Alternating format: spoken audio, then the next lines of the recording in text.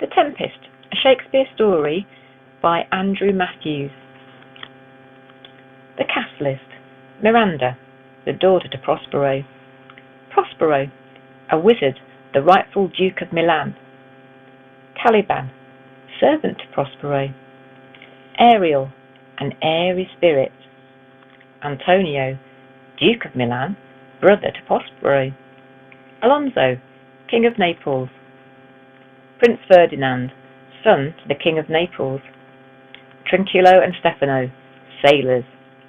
The scene, Mediterranean island in the 15th century. A violent storm was raging over the island. Palm trees bent and swayed like dancers in the howling gale that tore off their branches and sent them tumbling through the air. On a beach, not far from the mouth of his cave, stood Prospero the wizard, his white hair and beard streaming out in the wind, his black robes flapping around him. As he raised his left hand, thunder rumbled. He lifted the staff in his right hand, and forked lightning crackled, flickering like snakes' tongues across the inky clouds. Out to sea, a ship with broken masts and tattered sails wallowed helplessly as the storm drove it towards a jagged coral reef. A lovely young woman in a white gown hurried out of the cave and ran towards Prospero, her dark hair whipping about her face. She caught the wizard by the sleeve and called out, "Father!" Prospero seemed not to hear her. His eyes burned silver with magic, and they stood firmly fixed on the ship. "Father!" shouted the young woman. "What are you doing? Everyone aboard that ship will be killed." Above the sound of the wind came a groaning crash of timber striking rock. A huge wave reared up like a startled horse and thundered down on the ship, making it vanish from sight. Prospero lowered his hands. The wind dropped to a gentle breeze. The boiling clouds faded into a blue sky, and the sun glinted on a calm sea. "No one has been harmed, Miranda," said Prospero. "Everything is as I planned. For your sake, I have used my magic to help right a great wrong done long ago." "What wrong, Father?" Miranda asked with a puzzled frown. "Enough," said Prospero. He moved his left hand in front of Miranda's face, and she fell into an enchanted sleep where she stood.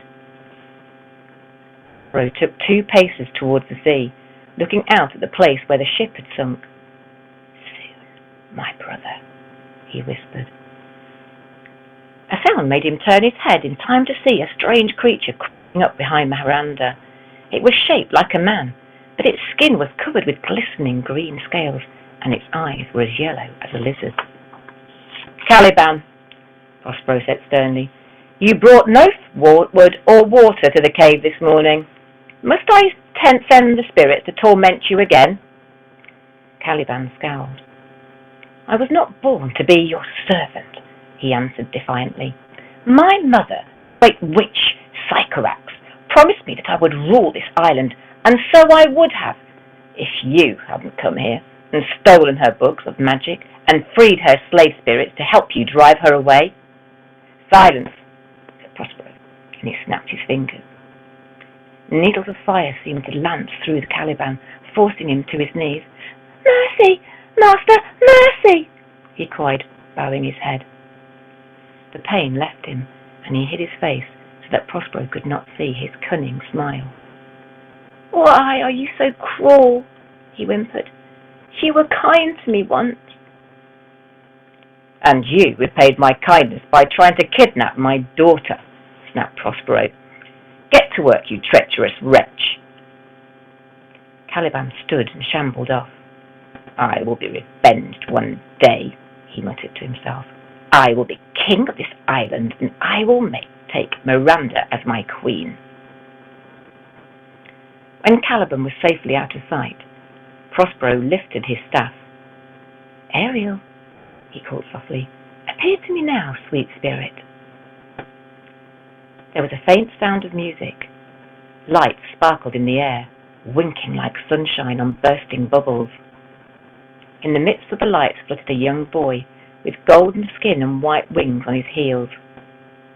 He smiled at Prospero and darted playfully around his head. Prospero laughed. "Faithful, Ariel," he said. "Are the sailors scattered over the island as I commanded?" "They are, good master," said Ariel, his voice like a gentle humming of a harp. "And where is Ferdinand, the King of Naples' son?" Prospero demanded.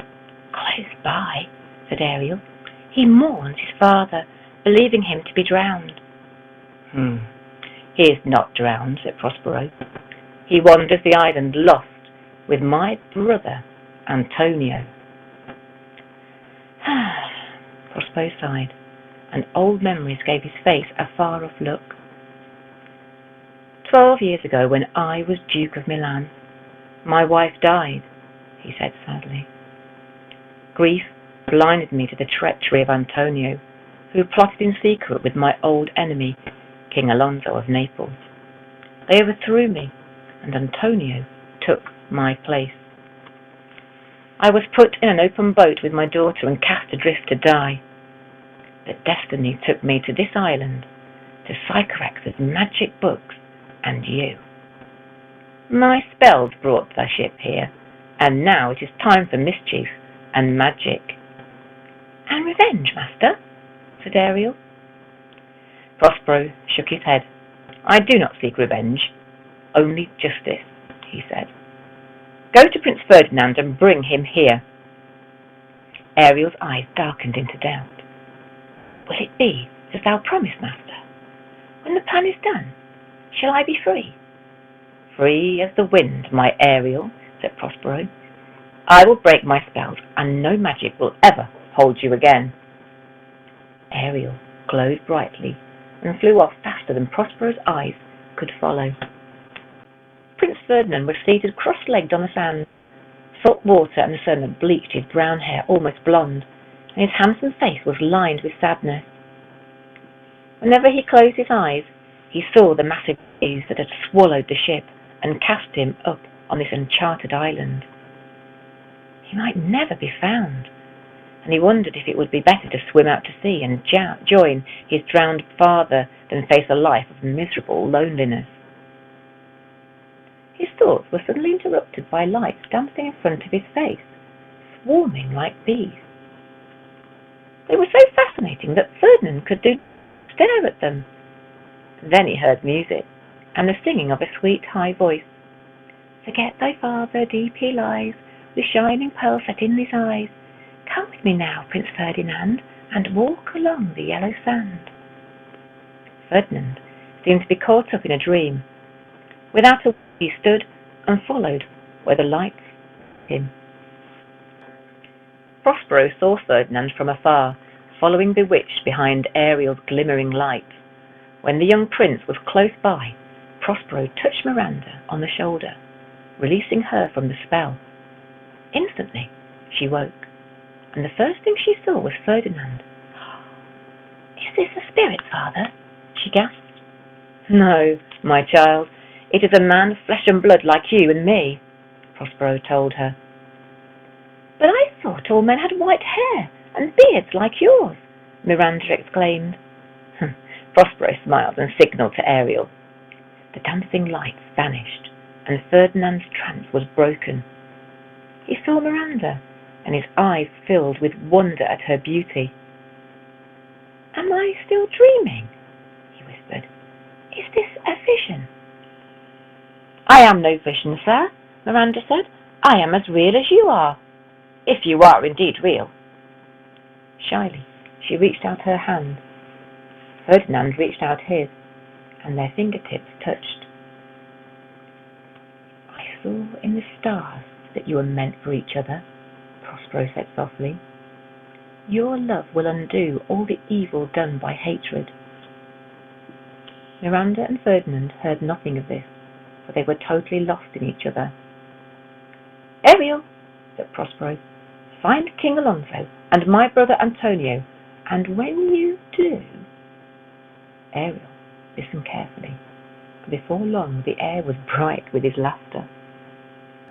On another part of the beach, two sailors swayed across the sand, leaning against each other to stop themselves from falling over. One was Trinculo, a thin man with ginger hair and a freckled face. His companion was Stefano, who had a shock of grey hair and a stomach as round as a watermelon. They had been washed ashore together with a cask of wine, which they had fast consumed. Now they were so drunk that when Caliban jumped out from behind a rock and groveled at their feet, they were not entirely sure that he was really there. Caliban had been watching Trinculo and Stefano for some time, and his quick, cunning mind had seen a way to use them to get rid of his master, Prospero. "Gentle gods," Caliban cried, "have you come from the sky to save me?" "He thinks we're gods," Trinculo giggled. He's an ugly brute, but he knows good breeding when he sees it," whispered Stefano. "That's right, we're gods from the moon," he said to Caliban. "Oh, save me," Caliban begged. "Save me from the wicked enchanter who has enslaved me, and I will give you all his treasure and be your faithful servant forever." "Enchanter?" yelped Trinculo, turning pale. "Courage, Trinculo," Stefano murmured. "And what kind of treasure might that be, good master?" "Gold," said Caliban, "and silver, and many jewels." Stefano drew his cutlass and waved it so clumsily that he almost cut off his right ear. "Pirates? Enchanters? It's all the same to me," he boasted. "Take me to the villain. I'll carve him into thin slices." With a whoop of delight, Caliban led the way along the jungle to track Prospero's cave. After the long walk through the jungle's heat and shadows and strange sounds, Stefano's head began to clear, and he no longer felt as bold as he had earlier, and Trinculo was trembling like a mouse's whiskers. Is it much further?" Stefano asked Caliban. "There," Caliban replied, pointing. Trinculo stood on tiptoes and peered. He could see the mouth of a cave, filled with an ominous darkness. Well, why don't we walk side by side?" he gibbered. "Then nothing can harm us." Even as he spoke, the darkness in the cave began to move. It poured out of the cave mouth, coiling like black mist, and the mist transformed itself into a pack of savage black dogs with red eyes and slavering fangs. Snapping and snarling, the dogs bounded towards the intruders. Trinculo and Stefano turned and ran screaming into the jungle, with Caliban close behind. King Alonso and Antonio had also been wandering through the jungle for hours, and now they were desperate with thirst and hunger. Their fine clothes, ripped by cruel thorns, hung round them in tatters, and sweat streamed down their faces. Alonso, certain that Ferdinand was dead, was stricken with grief, and at last he slumped onto the trunk of a fallen tree. "I can go no further," he groaned. "I will wait here for death to put an end to my misery." Antonio glanced around uneasily. The jungle was an eerie place, full of shadows and whispering voices. "Oh, just a little further, my lord," he said. "I will see a clearing not far ahead. Perhaps we will find a spring of fresh water there." The thought of water urged Alonso to his feet, and together the two men stumbled toward the edge of the clearing. Like a mirage, in the middle of the clearing stood a long table, piled with food and drink, golden platters of carved meat, whole roasted fowl, baskets of bread, and golden jugs of wine. Alonso and Antonio hurried towards it, but before they could reach the feast, there was a dazzling flash of light, and Ariel appeared. He hovered over the table in the shape of a harpy, a monster with a human head and the body of a gigantic eagle. Alonso tried to snatch a jug of wine, but the harpy hissed and slashed at him with its bronze talons. "Foul spirit, why do you torment us?" Antonio sobbed. "For thy betrayal of thy brother Prospero and niece Miranda," the harpy screeched. "Thou and King Alonso did set them in a boat and leave them to the mercy of the ocean. Prepare these for thy punishment." Alonso and Antonio stared in amazement, wondering how the spirit had discovered their guilty secret. They expected the harpy to tear them into pieces, but instead he faded into a cloud of tiny lights that swirled like specks of dust floating in a beam of sunlight. The two men felt themselves fall into a waking sleep, and heard a voice speaking to them out of the cloud. "Come," it said, "follow, follow." From all over the island, the crew of the wrecked ship came to gather on the beach near Prospero's cave, drawn there by magic. Even Trinculo and Stefano, who had aching heads and torn clothes from where the hound had snapped at them. The sailors rejoiced to see their friends they thought had perished, and gazed about in wonder. Had the storm only been a dream, or were they dreaming now? For there was their ship, undamaged, anchored close to the shore. The sailors laughed, scratched their heads, unable to leave their look. Ariel brought Alonso and Antonio to the mouth of Prospero's cave and broke their trance. Alonso gasped as Ferdinand and Miranda stepped out of the darkness, hand in hand, and his eyes blurred with tears. "What wonderful new world is this, that has such people in it?" he wondered. "The world that will be made when we return to Naples and our children are joined in marriage," said a voice. Alonso and Antonio turned and saw Prospero standing behind them. Antonio could not meet his brother's eyes and hung his head in shame. "Oh, let our old hate be ended by their young love, Alonso," Prospero said. He came forward and placed his hand on Antonio's shoulder. "I forgive you, brother," he said. "We will rule Milan together and end our days in peace. Now, go down to the shore and make ready to leave this island forever." "Are you coming, father?" asked Miranda. "In a moment, my child," Prospero said. He waited until he was alone, and then whispered, "Ariel." Ariel grew out of the emptiness.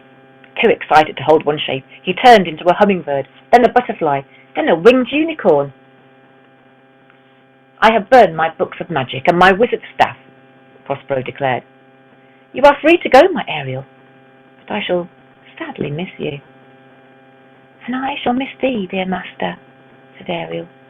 "But look for springtime blossom, or when the summer breeze stirs thy curtain, or when the winter stars blaze bright. Until then, farewell." "Farewell, sweet spirit," said Prospero, and he turned away so that Ariel would not see the tears in his eyes.